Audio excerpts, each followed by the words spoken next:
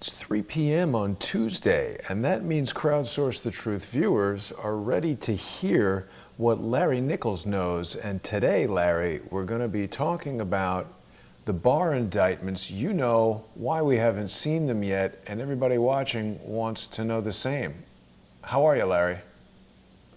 Well, I'm hanging in. You know, Jason, today's program, as far as information, important information, is probably going to be one of the biggest I've ever done, period.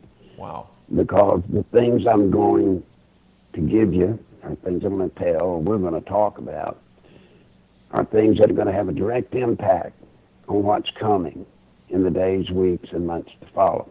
So, with that little build-up, if anybody's listening and they know somebody that might not be listening, you might want to get a hold of them and tell them to listen in today. Yes. Now, before we begin, Larry, I just want to remind everyone that, each week when you come on the show, we seem to have, sometimes even thousands of listeners. And I want to be sure that the people who are listening and watching today are aware that they can help you, they can support you, they can support independent media by going to your website at nicholslive.com. People can use your PayPal email address, which is nicholslive@aol.com, to send some financial support Larry's way, and it's critically important. I don't pay Larry. There's nobody sponsoring this show that pays Larry. Larry is supported by the viewers and the listeners, so please go over to paypal.com and using nicholslive@aol.com, send Larry $5, $10. If you're rich, send him $100, but let's send Larry some love. You can also stick some money, just put some cash in an envelope, put a forever stamp on there and mail it to Conway, Arkansas. Larry, what's this breakthrough information that you're going to share with us today? Well, part of it, Jason, let's start with Barr. Yeah. You know, I've tried to convince your audience in this deluge of rumors and things that have come out about Barr. Is he in? Is he out? Is he deep state? Is he not? Is he going to indict? Is he not going to indict? Et cetera, et cetera. And I've tried to be consistent all the way, telling you strictly the things that I know, many of which I've been involved with. But this weekend, Barr made a speech. And folks, this speech was probably as telling a maneuver as you're ever going to get from William Barr. Now, I've known him for many, many, many years. Many years. And I can tell you this speech is directly against his normal way of being. He doesn't do this very often. But essentially what he did, I don't know if you've got the speech pulled up where you could read a few of the lines that he said. But he was basically, folks, he was talking about a resistance. And he was saying that there is, or was, or is a resistance inside our government to this president, to this administration. Now, if you know anything about him, if you look him up, whatever you want to do, you would know that man, certainly in such an important case as this, would not dare to use that kind of language, provocative, I guess would be the word, language, unless he knew something he was holding to substantiate it. Have you pulled it up yet, Jason? Yeah, I'm looking at an article here in the Washington Post, Larry, that tells us that Attorney General William P. Barr accused Democrats on Friday of using their oversight powers to sabotage the executive branch and criticizing the resistance to President Trump. And just from listening to it myself, he went into some great detail about the creation of the country, the Constitution. I mean, he's the only guy that I'm aware of who's served two terms as the Attorney General in the 90s and now. He obviously knows quite a bit about the branches of government, what the responsibilities are, and he spoke about how the concepts were being distorted, and that a strong executive branch was necessary for decisive decision making, et cetera, and that this was weakening the executive branch and hurting the country. Yes. And he talked about, he compared the resistance to something, I can't remember, my mind just went blank. The fact of the matter is that in waging a scorched earth, no holds bar war of resistance against the administration, it is the left that is engaged in the systematic shredding of norms and the undermining of the rule of law. Yes. Now, folks, I'm telling you, when you know William Barr, when you know him, this is outside of his normal speak, believe me, way outside. And for him to break off at such a sensitive time, Jason, with polarization, Democrats, Republicans, everybody against each other, at a time like this, for him to come out and make such comments about the Democrats, that's just unheard of. Unheard of. Now, it probably will hurt the president, I promise you, and it probably will hurt him. In that, Democrats are already claiming he's a puppet of President Trump, and he's just going to do everything to cover up President Trump. The timing of these hearings was done specifically to shout down the value of the FISA IG report, which is coming. Right. You know about that as well. So very few things happen in Washington by accident. They just don't, or by rote. They just don't work that way. So this is a serious statement, and I promise you, folks, William Barr, as far as I know, as far as everything I've been involved with, it has been said to me, not by him directly, I hate to be that way since all this hearing stuff's about people saying somebody told them, but anyway, he has made it quite clear that he can't not prosecute from this case. He can't. There's no way he could stand flat-footed on the Constitution, on jurisprudence, and not prosecute out of what he has been able to discover and uncover through his investigation. And he's absolutely right. In the interest simply of the Democrats wanting to destroy Donald Trump. That's it. Just to destroy Donald Trump. Prevent him from getting reelected. They are pulling this entire maneuver, this entire charade of these impeachment inquiry hearings, all of this stuff. There's not a legal reality to anything they're doing. Yeah. But it is being effective. I'll talk about that later. But so he's coming out and trying to warn as best he can, in my opinion. He's trying to warn all of us. Be calm. He knows what he's doing. He knows what he has. And more importantly, he knows the environment he's in. Right. You know, Jason, I'm going to give a little bit of information. The jury pool for the D.C. District Court was surveyed.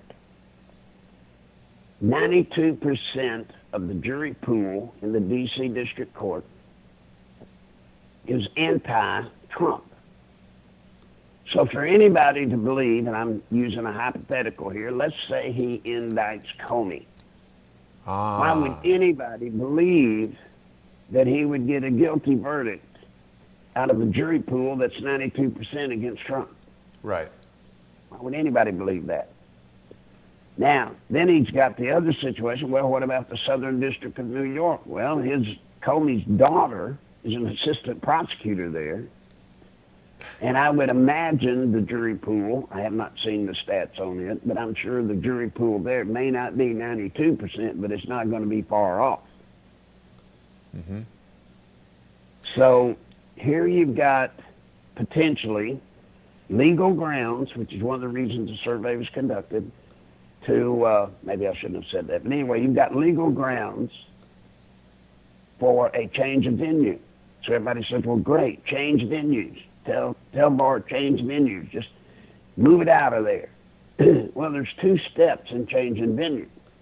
Number one, you've got to have justification for a change, which he may have with the jury situation, potential jury situation. But then, Jason, you got to move it to another court. Mm-hmm. Well, the problem there becomes, how do you know that the court in D.C. or New York, if they do allow a change of venue, why would you not believe they would cherry pick the next venue to be about the same? Right. I mean, the whole exercise of change of venue is to try to get a fair, non-biased court. That's what it's all about. Right. When it's applied legitimately. Yeah. Right. And listen, guys, everything in your life and mine, Jason, and all the listeners, our lives are on the line on this move right here. We get the wrong court. It doesn't matter what the evidence is. It matters not. See, this is important, Larry. The people that need to be prosecuted will walk. Right. This is an important conversation to have, because I myself have been really perplexed. Like, why are they not prosecuting? But I mean, you're really tapping into it here, and that's why I've titled this episode, Larry Nichols Knows Why Barr Indictments Haven't Arrived Yet, because we're talking about the strategy of law. The law is not a binary, black or white kind of a thing. There's a lot of gray area there. And, a lot of people were upset about a show we did yesterday talking about Roger Stone's recent conviction. And I agree, Roger Stone was wrongly targeted. Roger Stone was unfairly treated. I think the FBI kicking in his door with SWAT teams was absolutely ridiculous. He's a non-violent guy who's never done any violent crime in his life. They could have knocked on his door with one guy with a business card and gotten the same result. But at the same time, there's complications with how everything played out in court, how his lawyers acted, how the jury responded, how the judge responded. So it's not just a matter of doing things by the letter of the law. This is literally the poker game where Barr knows the game, knows the strategy, knows what cards he has, but there's all these other aspects involved. Years ago, two people taught me law. Two. One, of course, was Hillary. Oh, she did a wonderful job of teaching me the dark side of the courtroom. Wonderful job. And it's paid off. I'll tell you, it's paid off. Right. The Prop B, that's all I'll call him, taught me one thing early on. He pointed out to me, do you know what the most critical foundation of law is? And I said, well, Lady Justice is blind, right? Isn't that what it is? He said, no. He said, when you get into selective prosecution, which therefore becomes selective persecution, right, you have no law. Now think about what I just told you, Jason. Yeah. Selective prosecution, which leads to selective persecution. But that's not a real thing. Wait, Larry, selective prosecution, it's not a legal term. We're talking about they're prosecuting Roger Stone, they're not prosecuting Hillary Clinton. That's selective prosecution, right? Yes. Well, the fact that in the old days, 40 years ago or so, it was a justifiable defense. If you come in and Hillary burned her computer and all the records, yeah, and Stone, in this example, burned all of his records, and he got prosecuted, and you have evidence and proof that Hillary did the same thing, you could get the case thrown out because they did not prosecute Hillary. Back in the day. You can't do that. Yeah. Back in the day. That was what stopped it? What changed? What changed that stopped that? The Clintons and the progressives and the effort to turn us into a socialist country. You see, this is communism. Yeah. This is communism when two people can do the exact same thing, and since one's a part of the clique, one of the elitists, that one don't get prosecuted, but if you dare do it over there and you're just an everyday person, Right. you're going to get hung. Right. That changed. That changes it. Now I understand and see every day what Prop B was telling me. Every day I see it. You can't say we have law. You can't. You hear them refer to, what is it they call two-tier prosecution. You can't have that. We do, but you're not supposed to. It destroys everything, Jason.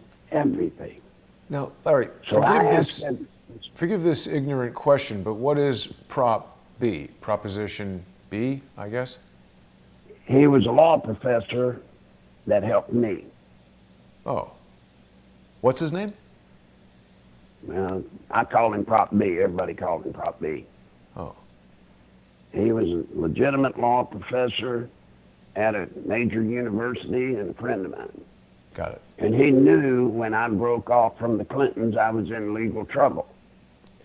And he told me I would never get legal counsel because any lawyer that I got that would represent me against the Clintons and the mob and the Stevenses would either be on the take with them, claiming they're helping me, but they're really trying to destroy me.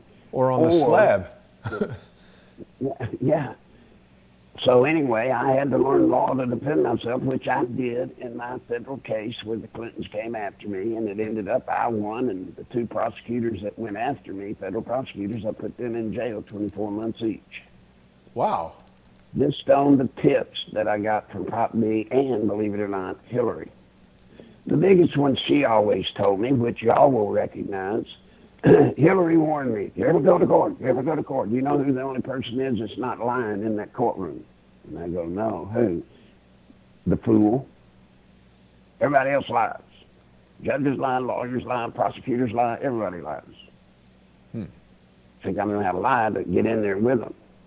Now, Larry, there's this book here. Is this about you, the Larry Nichols story, Damage Control? Mm-hmm, yeah. Oh, I didn't realize that. But somebody else wrote it. It was written by a guy named Dave Bresnahan. He wrote it, sold thousands and thousands of copies. I never got a cent. He beat me out of all of it, but, whatever. I'm a fool. But, yes, that was about me. But anyway, she taught me that, and she taught me one other thing. When you're on the witness stand, always remember, if you get caught lying, you'll be guilty of perjury. You'll be put in jail. 5 years. Well, how do you handle that if you need to lie? Because I try to tell them, well, what if I got to lie? That's my story, and I'm sticking to it. She said, when you get in court on the witness stand, you just can't remember. Right. You see, they can't prove what you can or cannot remember. Mm-hmm. They can be mad at you. They can jump up and down and scream, but they can't prove what someone can or can't remember. And that's like Hillary when she testified in the Whitewater hearings in Washington 270-something times. She said she couldn't remember. Now, she could remember everything going up to it by the second. But then there would be a 5-second interlude, and she couldn't remember that, and then she could remember everything after. It was a joke. It was so obvious. Yeah. Going on today. So this is the world that law has become. Right.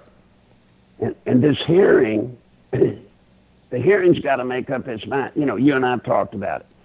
Is it about historical rules or is it about the rule of law? So what Schiff has done is he mixes the two together, and that's why the hearings are absolutely unfair, and that's why nobody should be testifying that's a supporter of Trump. Because you're not going to get a fair shake. Nothing you're going to say is going to be taken correctly, and you just shouldn't go. This hearing, folks, is a farce. Absolutely. And here's the bad news. The polling's in, reasonably accurate polling.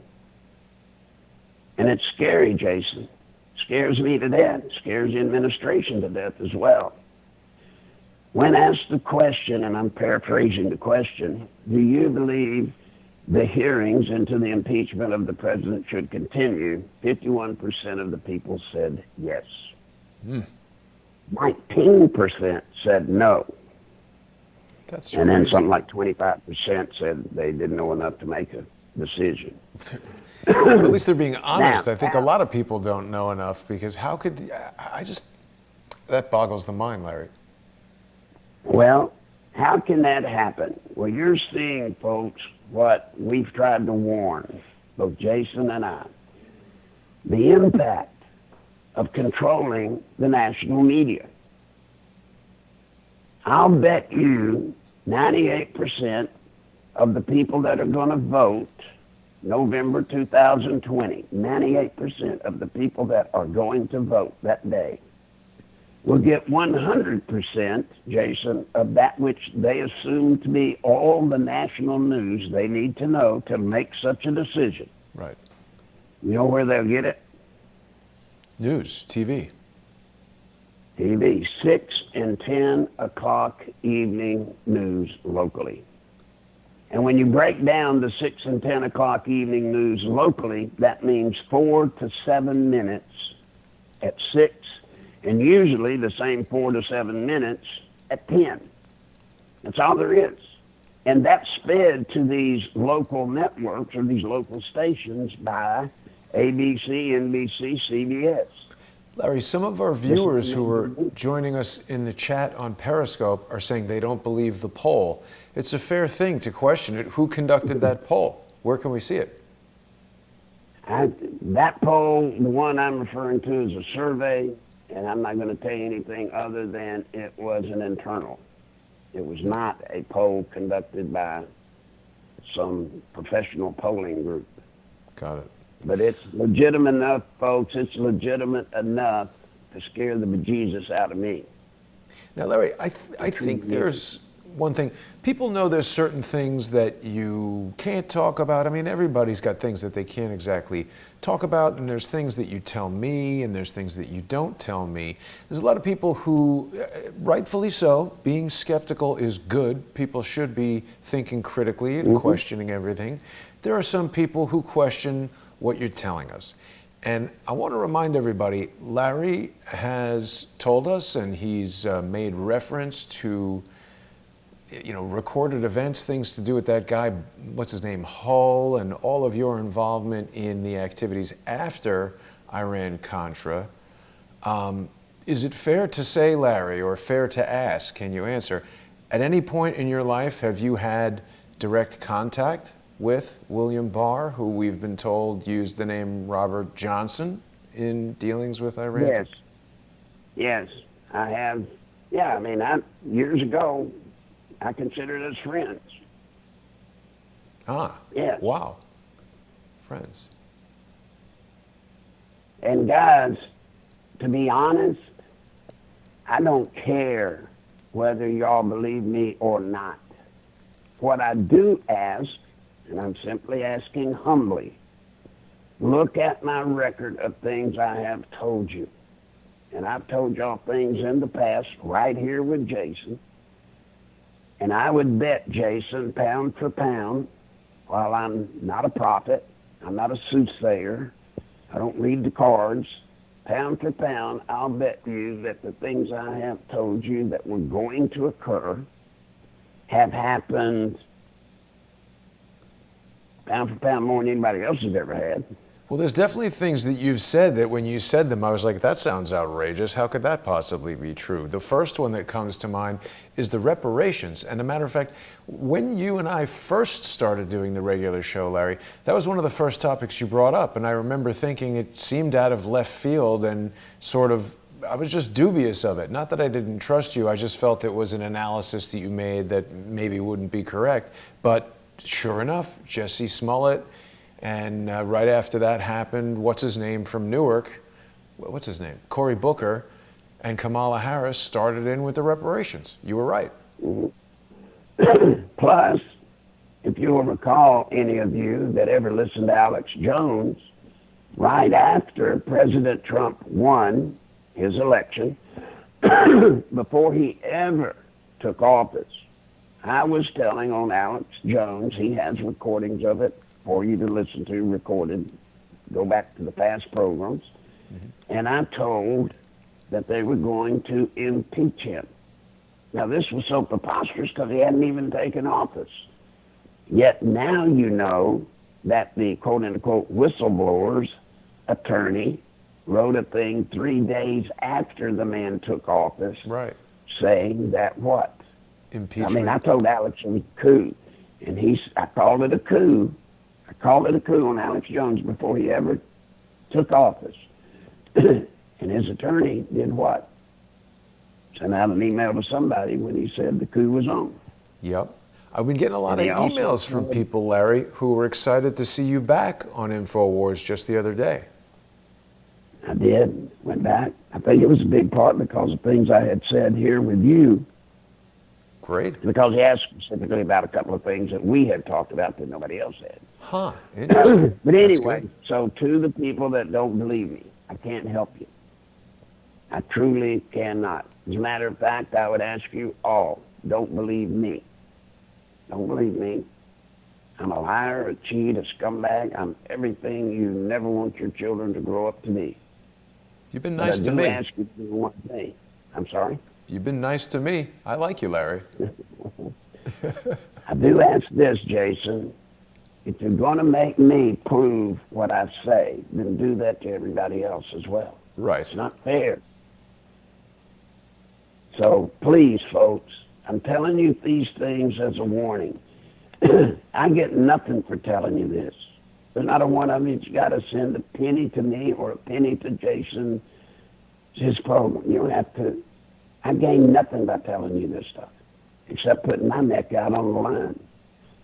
Because obviously anybody that stands up against this coup is in jeopardy.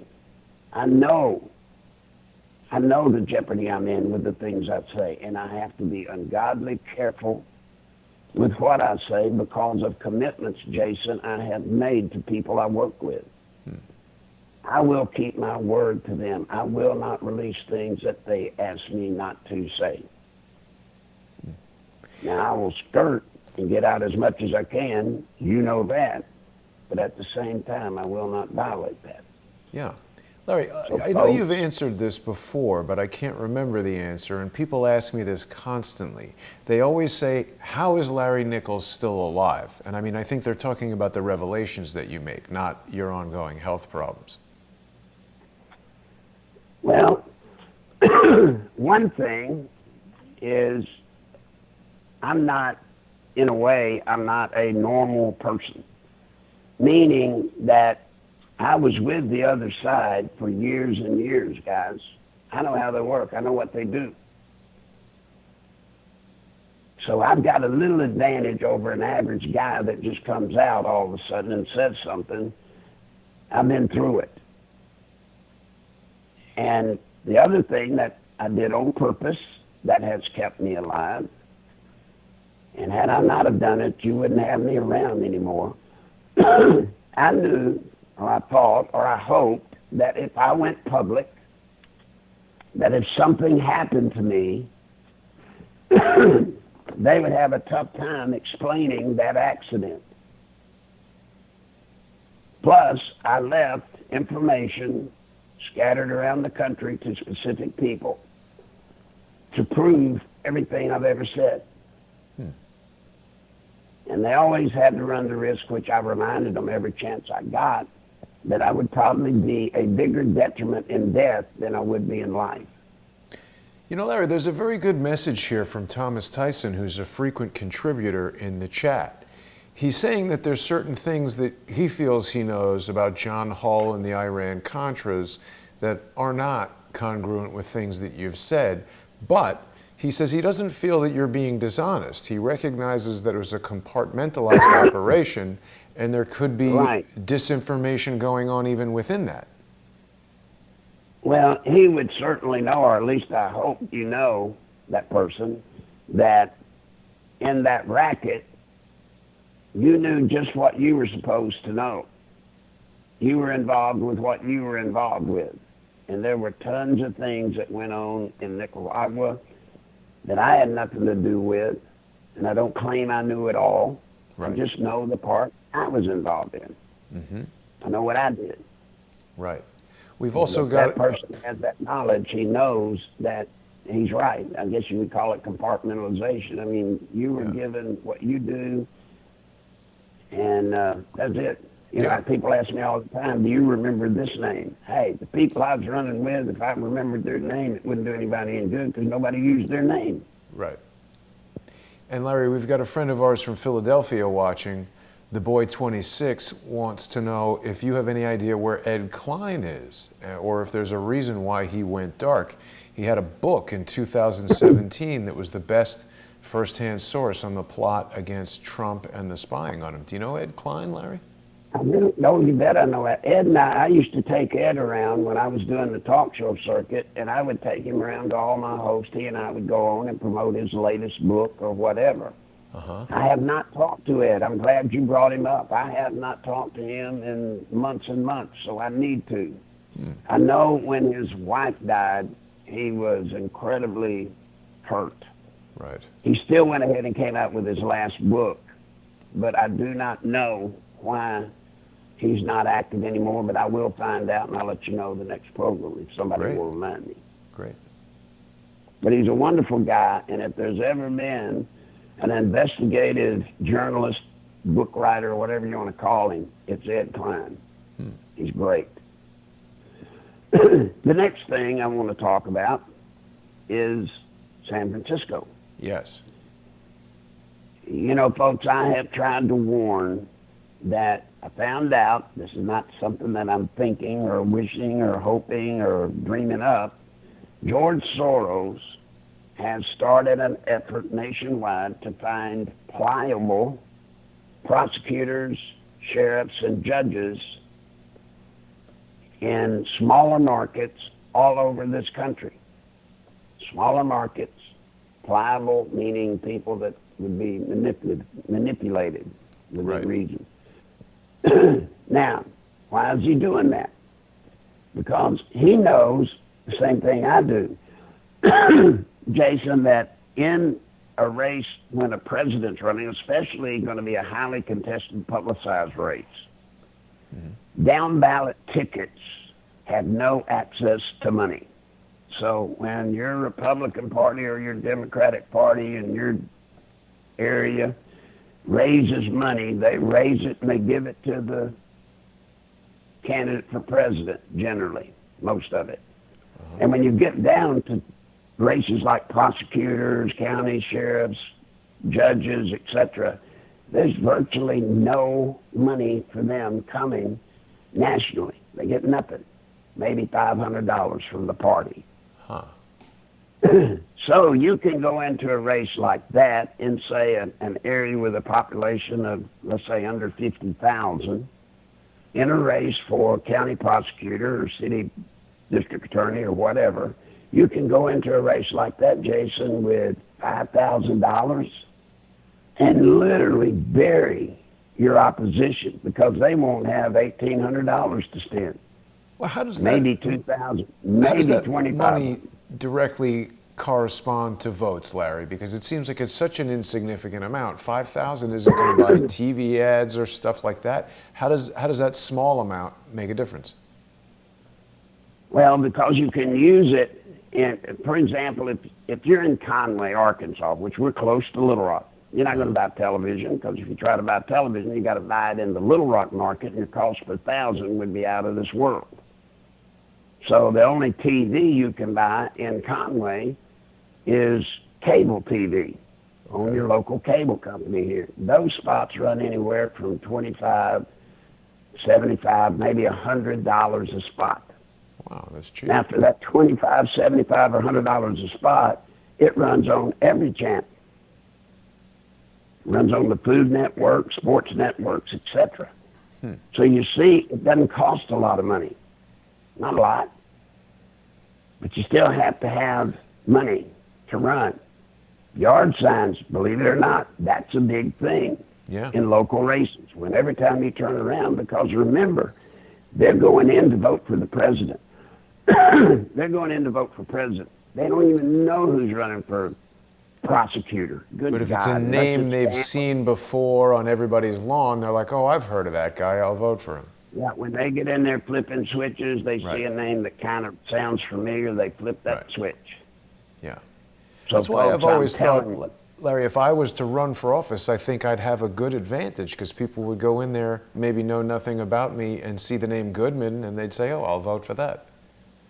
that's right. You're exactly right. That's why in politics you hear the saying over and over, you know, even bad press is good press. Because if you're smart, if you've been in the press, even if it's bad, if you wait long enough, you can run for office, and people won't even remember why they heard your name, but they've heard your name, so they'll flip the switch. It's crazy, but that's how disinterested people are in down ballot tickets. They really are. Mm-hmm. So they're going in. Now, another example of Soros and this effort was San Francisco. We've researched and found out how that little trick happened. You know, it didn't make sense to me, Jason. What made me get involved and try to dig it out, what made me get involved was this race is an oddball race, right? So you know turnout's going to be minuscule. And then you've got all these businesses that their business is being trashed because they're these street people setting up tents in their front door. It's got to be killing the businesses.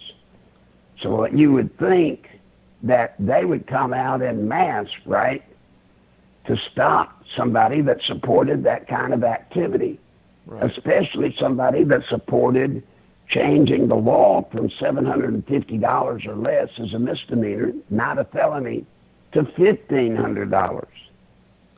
Especially somebody that lets urinating on the street be legal. Come on. But it Larry, didn't work, did it? It was, I hadn't heard about this guy, Chesa Bowden, until you told me about him last week on the show. And I've become very intrigued by this because a lot of people today don't know. I didn't know about the Weather Underground and Bill Ayers and Bernardine Dorn. But I mean, this guy is literally the child of the Weather Underground, grew up since birth in this radicalized leftist, Marxist. This is a dangerous character. And, you know, part of the reason why this is important with regard to why these indictments haven't come down is, as you're saying, this is a really below the radar election. I had no idea there was an election going on in San Francisco. Certainly never heard of this guy. A lot of people never heard of the Weather Underground. So they just sort of slipped this card into the deck. But in terms of stacking the deck, the legal deck in their favor, the more people like this you have, and San Francisco is a major city, it's not a minor city. If you want to start prosecuting politicians in San Francisco, you've got this guy in there. That's kind of a big deal. It is indeed. And still in all, I had trouble figuring out how this guy could get elected. Well, there were two factors. Number one, who he really was, who he really is. Guess what? The mainstream media didn't tell people. Right. So if you lived in San Francisco, likely as not, as they normally do with candidates that are running, right, they can tell you the size of their underwear. Right. In this case, they didn't tell this stuff to the people. They didn't tell it. Everybody was about as shocked, I'm told, when he won, and then they started hearing all this other. They were shocked. His That's mother not went the to real prison truth. when he was 14 months old, Larry. Still is in prison, and he was raised by what's his name? Bill Ayers and Bernardine Dorn. Yeah. But that's still not the reason he won. The reason he won was because George Soros, through two of his satellite organizations, paid these street people if they would go vote for him. Some got $25. I'm understanding some got 75, and some, I guess, that were even hard to hold on to, got 100. But they paid homeless people to go vote. Now, when you think about in San Francisco, I think the total was somewhere around 60-something thousand homeless people, maybe greater than that.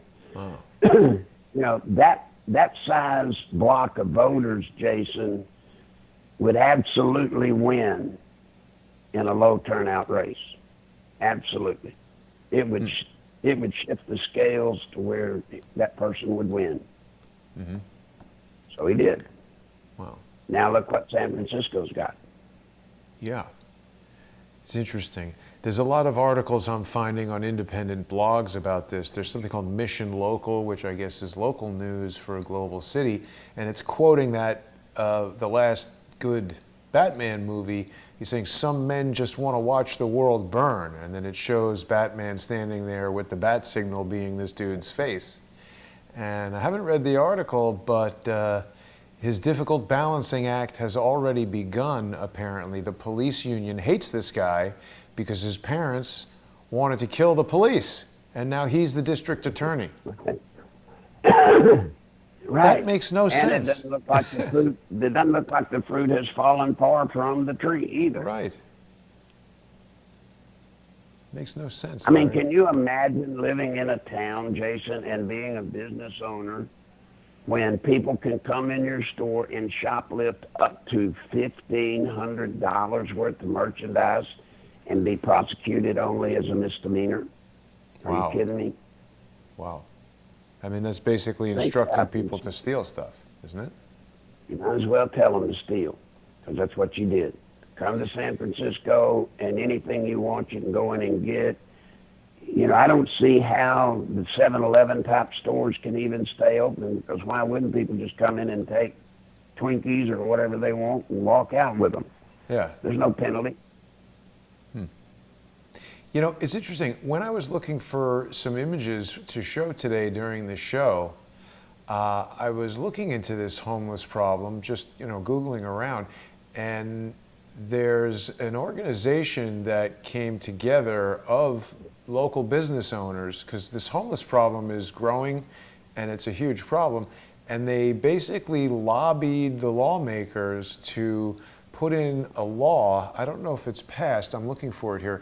They wanted to tax businesses in San Francisco that earn more than $25 million a year, something like 0.5%, specifically to offset the homeless problem. And although I'm not a huge fan of increasing taxes, this kind of made sense, because having such a debilitating homeless problem that affects the, you know, just the, what's the word I'm looking for? The living in the city. The quality of life. It affects the quality of life for everyone when there's sick people and dying people and starving people and people defecating in the street. It brings down the overall quality of life for everyone in the city. So the most prosperous, particularly businesses rather than individuals, it makes sense to tax them and give back to the community in a way that can help these people. The proposed plan was going to more than double the city's budget for homeless services, and it went into some detail as to how this could help resolve the problem. That seemed like a very good idea to me. Well, it is, except for one thing. What? Many of the homeless people, they're not going to go in a shelter. They're not. You know, you got to realize a lot of the, I don't spend too much more time on it, but you got to realize a lot of the homeless people are mentally off or drugged up so that they're not living in a world of reason. They're not. And they think if you put them in a shelter, oh God, They're all of a sudden we don't there. get drugs. You know? Yeah. Well, but even so, Now, they need money to deal with these things, Larry, even if it's having people who are in the police who are helping to coordinate and organize. There's going to be some percentage of homeless people who are honest, well-meaning people who are down on their luck, who, if given a shelter and an opportunity to work somewhere, could get back on their feet. So it seemed like a good idea. I brought it up because I contrast it to this Weather Underground dude becoming the district attorney, which seems like a plan to drive the city further into chaos rather than try to bring the... that was what I was fixing to say. Yeah.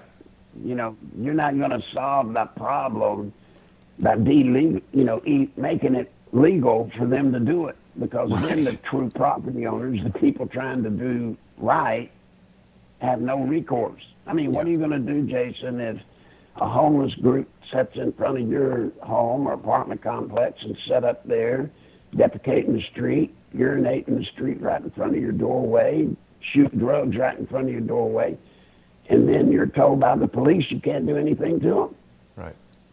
What does that do? What does that do to your kids? What does it do to your world? The world's crazy. Yeah, and that's what I mean by reducing the overall quality of life. Yeah, now the next thing I want to bring up is the race for governor in Louisiana. This scares me tremendously. As it turns out, President Trump, you all know, went to Louisiana 3 times, maybe 4, I know 3, to try to rally for the Republican. The Democrat ends up winning. Well, once again, I'm thinking, come on, I need to look into it. Well, when I look into it, I find a very scary thing out. What's that? Of the registered Democrats to vote in Louisiana, 48% voted. Registered Democrats, 48% of the registered Democrats turned out and voted. Of the registered Republicans in Louisiana, only 31% showed up to vote. Had the registered Republicans, if 38% of the registered Republicans had gone to the trouble to vote, the Republican would have won by a couple of thousand votes. And what's scary about that, I don't live in Louisiana, you don't, many of our listeners don't. But what is scary is that's the trend, Jason, I worry about for the presidential race. Right. I've warned this audience and anybody I talk to. The formula for this race is different than any we've had in the past. This is not a 40-40-20 election. This is probably a 50-50 or a 48-48% election. Now, by that, I mean in all elections, normally the formula you go by is 40% love one candidate, hate the other, 40% love the other candidate, hate the other candidate, and 20% are undecided in the middle. And so the game has always been played, you've heard it all your life, Jason, it's who can get in there and win the swing voter, that middle vote. Yeah. It's not going to be that way this time. Yeah. This time, you can go to your mall or up and down your street if you don't believe me, and just ask for your own self. Ask the question to your friends or up and down the mall. And you're going to find that with President Trump, most people are going to love him or hate him. You're going to find very few that don't know. Right. He's a polarizing character. Now, yes. Now, that brings this race to a soft base vote. 40% of both parties is called hard base. Those are people that are going to come out and vote if it's an earthquake. Right. But 60% are what's called soft base. Yes, they're for Trump. They're not for a Democrat, so they're for Trump. I mean, a million reasons why they're sort of for Trump. But you can't guarantee they'll come out and vote. And whichever side gets more of their soft base to come out and vote is going to win that election, such as the example in Louisiana.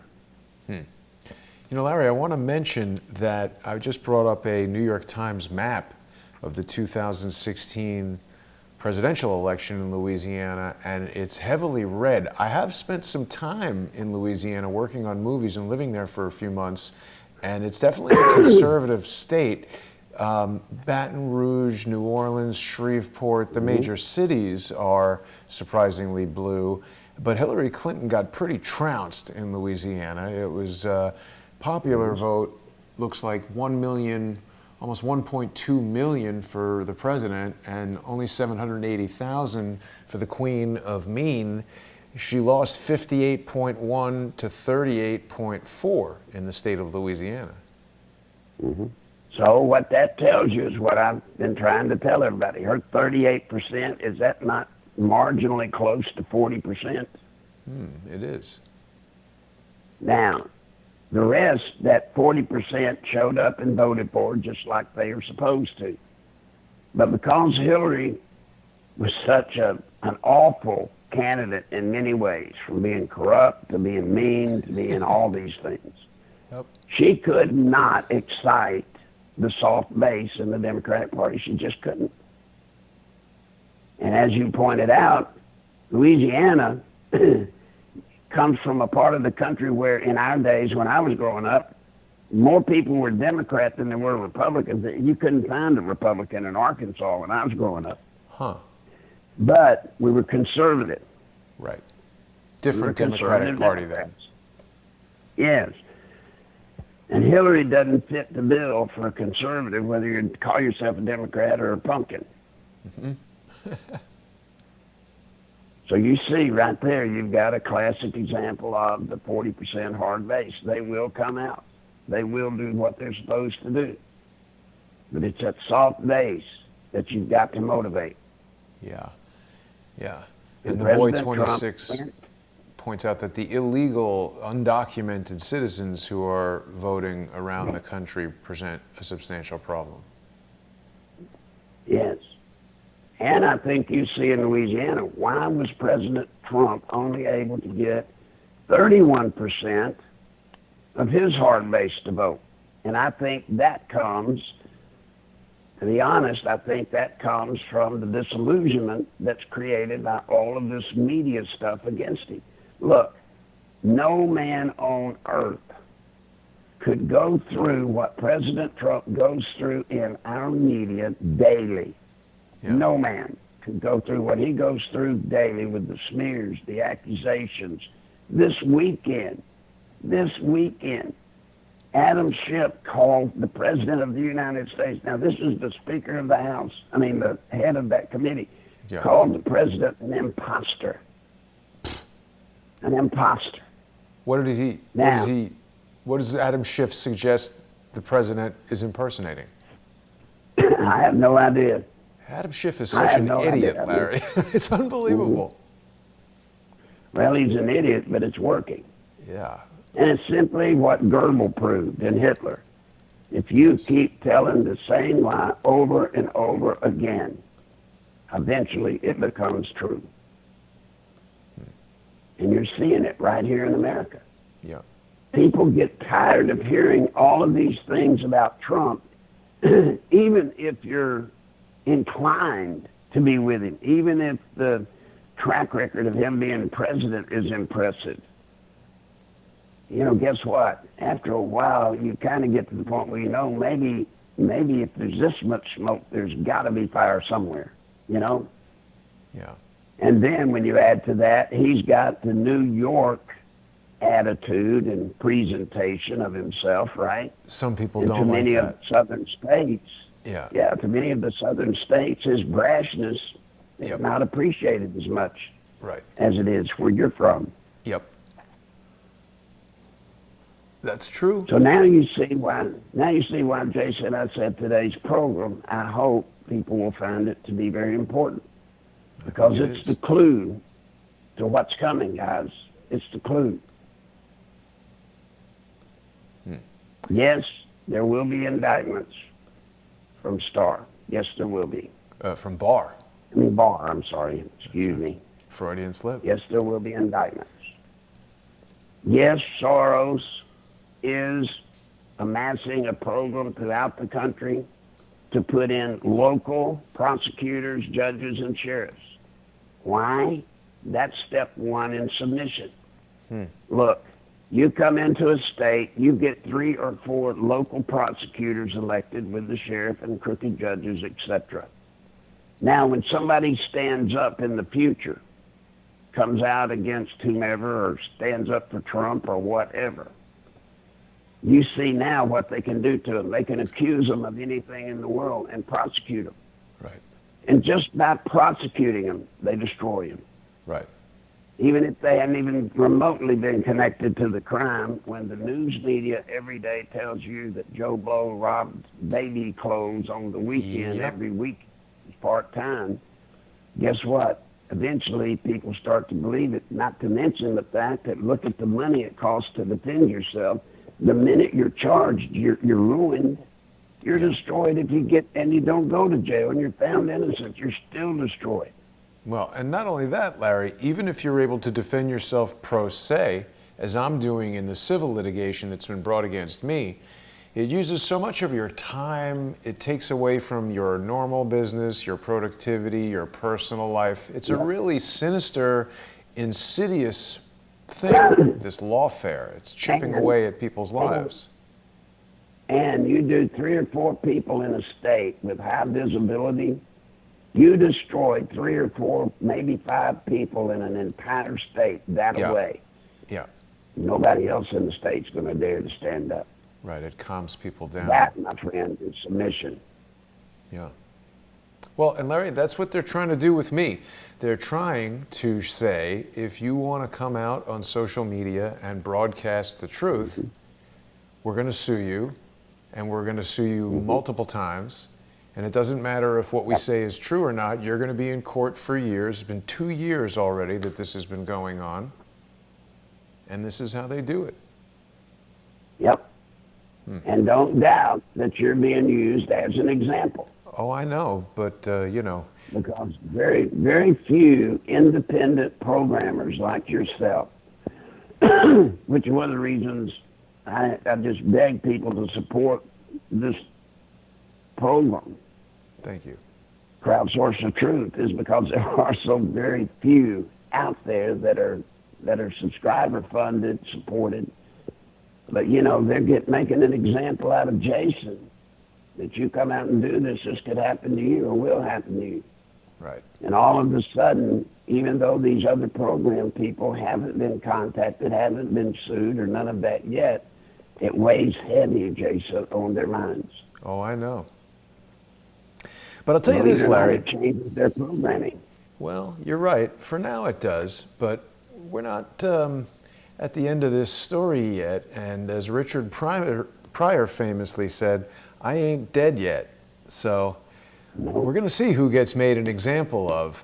I hope, Larry, that people will visit your webpage at nicholslive.com and click on the Donate tab to send you some money, either on PayPal using your Nichols.Live at AOL email address, or by sticking some actual money in an envelope and mailing it to you there in Conway. People can do that. They can also support this program in a variety of ways. Really, the best way to do it is by joining us on subscribestar.com/crowdsourcethetruth or patreon.com/crowdsourcethetruth, because that not only helps keep the show sustainable and makes sure that the information that you're getting isn't funded by some outside giant corporation or some billionaire like George Soros who has an agenda. This is micro sponsorship from each of you, the viewers, and it's more important than ever that we have your support, not just for Crowdsource the Truth, but for the individual guests that come on and share this information, like Larry Nichols. Larry gave us an analysis today. I mean, Larry, everything that you said makes sense. I don't see how anyone can say that you're lying about something, even if they doubt a source that you reference or whatever. You've just given us an analysis that is derived from your decades of experience in Washington, D.C. and dealing with elections and dealing with these people. So I, for one, find your input invaluable, and I hope that our viewers will go over to your webpage and show you that they want to see you coming back week after week. They want to make sure that you know that you have their support, and people can do that with nicholslive at AOL.com via PayPal, or sending Larry a sponsorship payment in Conway, Arkansas. Larry, we're just about out of time. Jason, let me say to the folks, there have been a few that have sent help and support. Very gracious letters, by the way. So, folks, your help is needed if you can. But again, I wish to put out this request. If you only have money enough, say this month, to help Crowdsource the Truth or me, As much as I need the money, I must tell you, it's that important to me. Please support Crowdsource the Truth first. If there's anything left, yes to me. But Jason, your program, I mean, the stuff we talked about here, it doesn't get out anywhere. Yeah. Larry, I really appreciate you saying that, Larry. It's kind of you, and I appreciate you coming on the show every week. You've helped me create a very important show here, and I can't stress enough how we wouldn't have this without you, Larry. So people will be looking forward to what comes down the pike next, and we'll see you next Tuesday. If something really important happens, we might even have another conversation sooner. But for now, Larry, we're going to say good evening, and I hope everybody will tune in tonight at 8 p.m. Eastern on patreon.com/crowdsourcethetruth and subscribestar.com/crowdsourcethetruth. We've got more pain with Mike Moore of True Pundit, and we're going to be playing more video from the testimony of the witness who alleges he was raped by Bill Clinton at the age of 10. So don't miss that at 8 p.m. Larry, I'll speak to you soon. Sounds great. Thank you. Thanks, everybody, for watching.